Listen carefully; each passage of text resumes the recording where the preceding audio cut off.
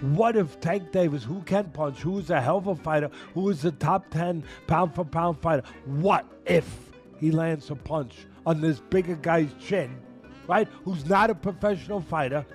What happens? But if they do it for real, Tank is highly capable of taking Jake Paul out. So the exhibitions that I like to see are ones that either I can mythically look at and say, wow, well, if he would have did that back when he was 10 years younger or 8 years or 12 years ago, he would have beat him. You understand me? Because we know boxing.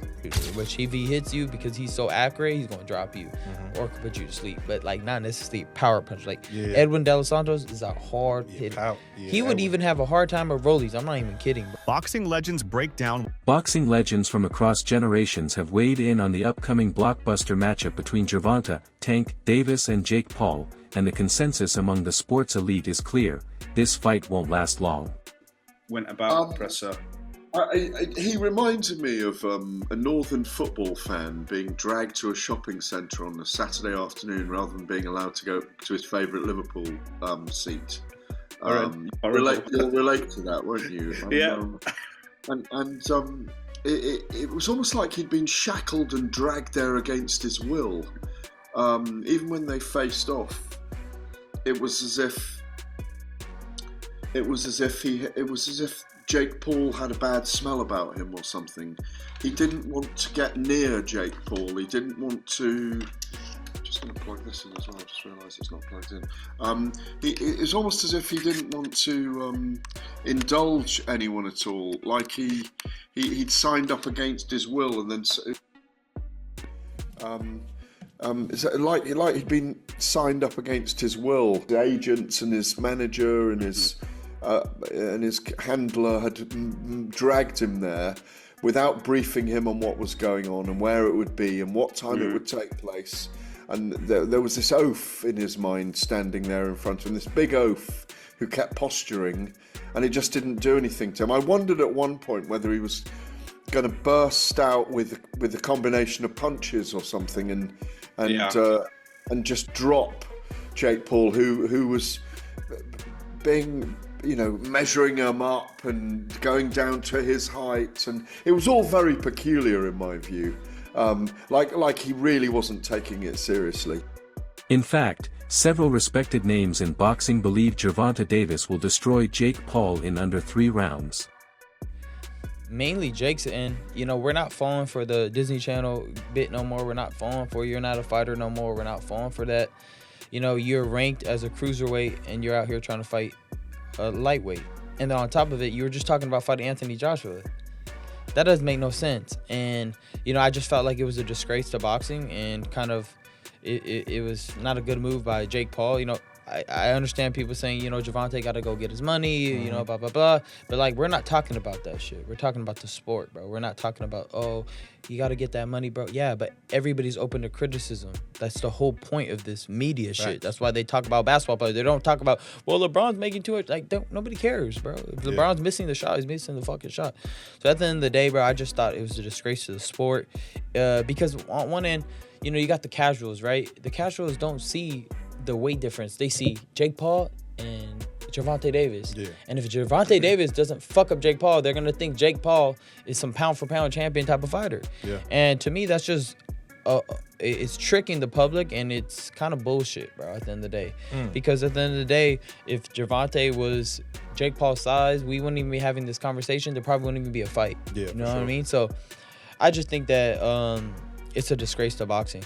Well, we got to play devil's advocate because people were saying, well, Ryan, you called out Jake Paul before too, so how would you say that? What do you have to say to the people that were saying that to you? Well, I'm way bigger than Gervonta Davis. Gervonta Davis is 5'4", and his last fight was at 133. My last fight was 147, and I walk around 170. So, 170 to 190, whatever, however big is not too much difference. But you got Gervonta Davis, he's actually really small. Like, when I fought him, he's small. Yeah. So I just think it's a very unfair fight. Nobody was complaining when Jake Paul was fighting Julio Cesar Chavez. Right. Nobody was complaining when he's fighting Anthony Joshua. And I still think Jake Paul's a cool dude. But shit, he's calling me out on my shit. I'm gonna call him out on his shit, bro. That's a fucking disgrace of a fight. Yeah. You know it. Just like the Mike Tyson, low key was a disgrace, but we accepted it. But Yeah. he was 60 years old. I mean, Right. what the f we talking he's about 60. here? That was, yeah. The energy surrounding this fight is unlike anything the sport has seen in recent years, blending the raw power and precision of one of boxing's pound-for-pound kings with the brash confidence and unconventional rise of a social media sensation turned legitimate fighter. How do you sort of see this scenario now for him? Yeah, I don't really know how to feel about it, what to really say about it. I've only been asked this when it's presented to me. That's when I think about it, and I can't really come up with a good answer for it. In a lot of ways, it doesn't make sense to me. Of course, we know the size differential, and the list goes on from there. I don't know, man. I think we're entering a generation now, or a phase now where fighters, I don't know if it's fighters, I don't know if he doesn't care about the legacy, or if he feels like this fight doesn't matter, I'll get back to the legacy. I just don't know. This is truly not, it's not a legacy fight, but of course it is a generational money fight, you know. But according to legends like Mike Tyson, Roy Jones Jr., Bernard Hopkins, and Sugar Shane Mosley, Jake Paul is walking into a storm he cannot survive. Has evolved to where it's at. I'll expand on that. For one, you have good fights where I'm not talking about these type of fights, crossover type of fight, former Disney guy, influencer stuff, not.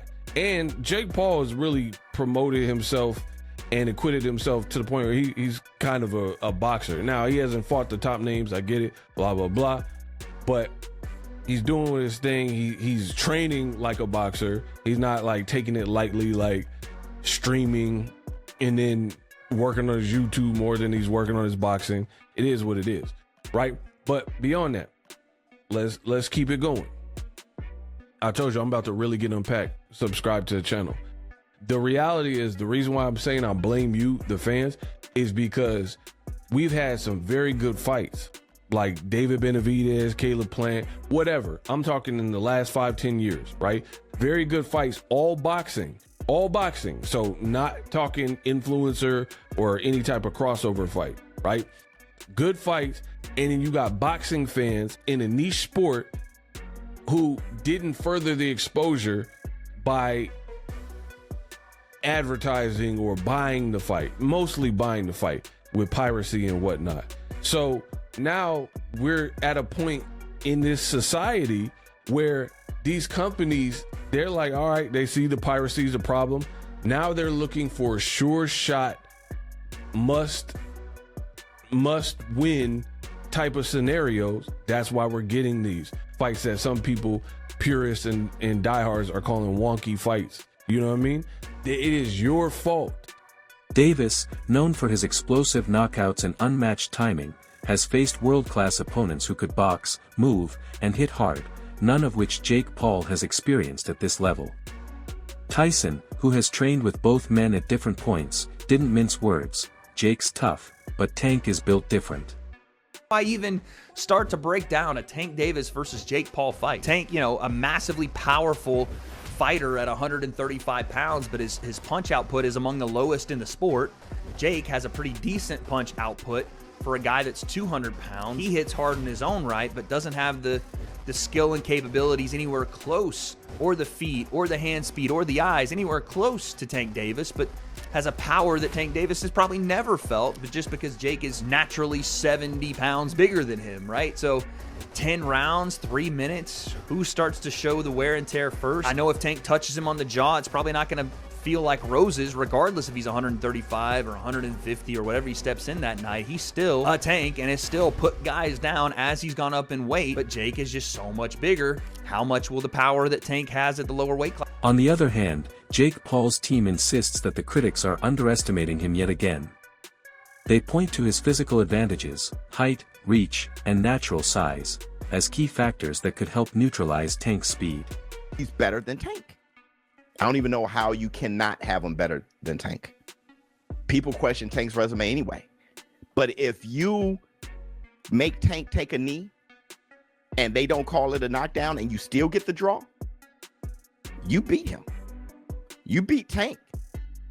And then you dominate Pitbull, one of Tank's best wins. Bro, you better than him.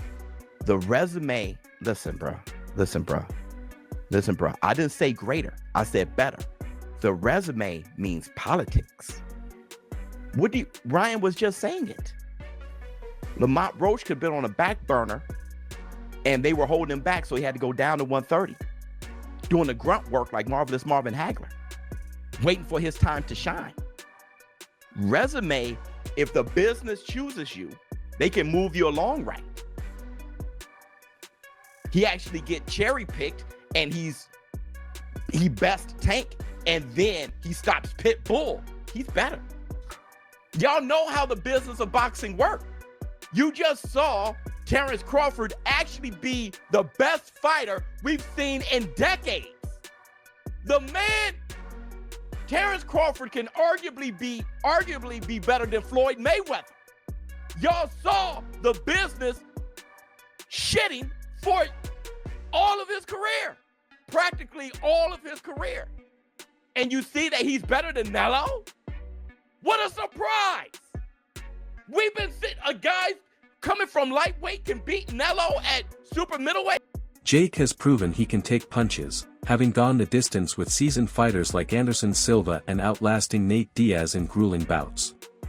But as boxing experts remind everyone, Davis is not an MMA veteran turned boxer. He's an elite-level fighter with one-punch knockout power. He did, even if this whole Jake situation was in the way, holler at me. Tell me you want to fight Jake. Tell me you got a bag coming up. All right, boom. Like, go do it's a way to handle that. We have a contract. You cannot breach a contract and think shit just gonna be sweet. You can't. You can't do that. Right. We have a contract. So it's not like this wasn't supposed to happen or whatever the case may be. And he just went and took the Jake route. We had a signed contract to fight. So him breaching the contract is, if y'all put yourself in my shoes, you gotta think, I'm looking forward to fighting and getting paid. I'm looking forward to fighting and winning so I could be two-time world champ. Me. I'm in training for a fight to be a champion in another weight class and for me to be crowned champion twice in my career. And this just goes and then end up announcing another fight. Put yourself in my shoes. Did you find out just like the rest of us did? Kinda. I was on the fence because they didn't announce. They was like, all right, we're going to announce. All right, we're going to announce. All right, they're going to announce. Every week. All right, we're going to announce the fight.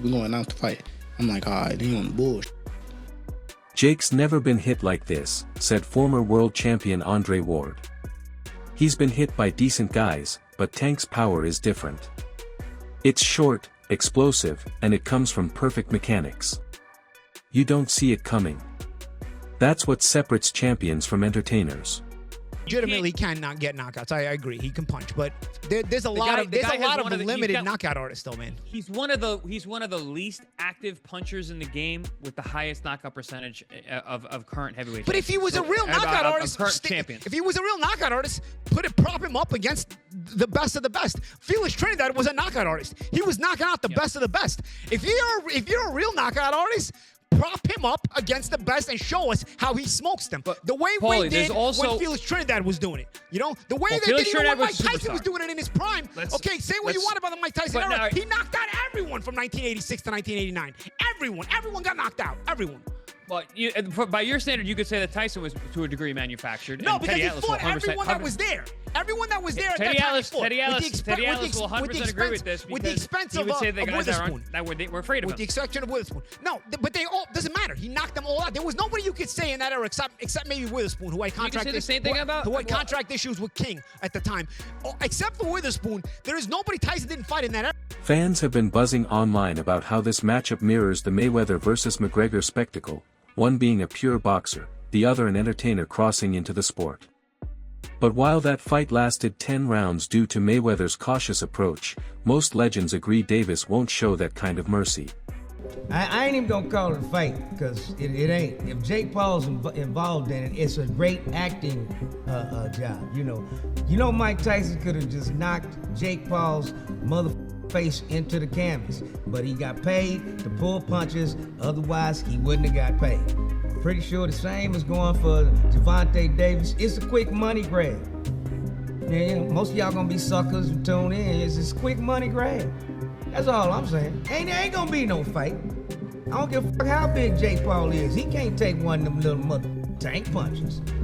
Yeah, tank move furniture. Move furniture.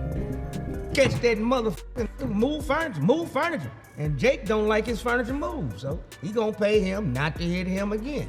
If you really want to show out Gervonta, sign the contract that you ain't gonna hit him, because if you hit him, you lose all the money. And then whoop that motherfucker's ass, put him to sleep, and get him out the boxing game once and for all. Let's go up again. Tank has stated publicly that he plans to make a statement and end the circus. The Baltimore native said, "I'm not here to play. He talks too much. I'm going to shut him up early. 3 rounds, max." That confidence comes from years of dismantling opponents who underestimated his timing and composure. As fight night approaches, the boxing world is divided between those rooting for Jake Paul's upset and those convinced that Gervonta Davis will deliver a brutal reality check. Yet when you listen to the voices of the legends, the men who understand this sport's unforgiving nature, the picture becomes clear. They all recognize the heart Jake Paul brings, but they also know heart alone doesn't beat experience, precision, and pure knockout power. As Abel Sanchez recently summed it up, Jake Paul has courage, but courage doesn't save you when you're facing a fighter like Tank Davis. It only makes the knockout look worse. With the world watching, and both men promising fireworks, one thing seems certain: if the legends are right, Gervonta Tank Davis won't just win, he'll destroy Jake Paul in 3 explosive rounds.